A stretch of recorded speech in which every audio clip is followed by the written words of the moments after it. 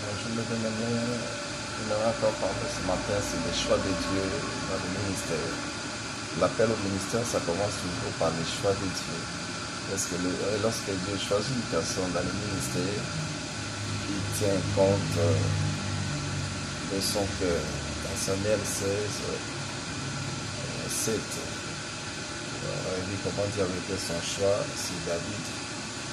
Alors que dans la maison de son père, il y avait ses frères qui étaient des gaillards, des gens comme Eliab. Mais lorsque Samuel est parti, il a voulu rendre. Son regard était porté sur Eliab. Dieu a dit non, c'est pas lui. Parce qu'avant, Samuel regardait peut-être sa gabarit à sa taille. Dieu regarde ok. Pour exercer le ministère, servir Dieu, c'est simplement du cœur. Il faut que tu aies un cœur pur. Dans l'île dit même que ceux qui ont le cœur pur, car ils verront Dieu. Le problème, c'est pas seulement de servir Dieu, mais c'est de le voir aussi à la fin, de Dieu que tu as servi. Il faut que ton cœur soit pur.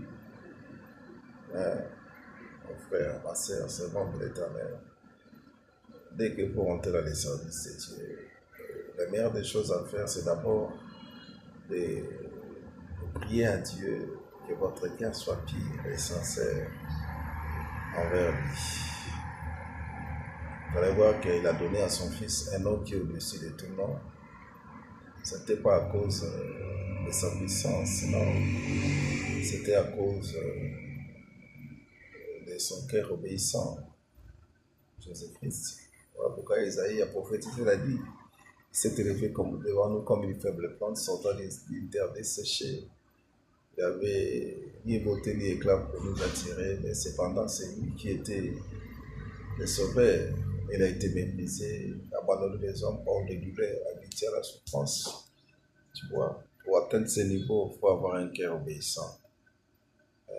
Dans l'exercice du ministère, dans l'appel au ministère, c'est avec un cœur obéissant que tu réussiras à accomplir ta mission, à accomplir la volonté de Dieu selon l'appel et le ministère que tu as reçu.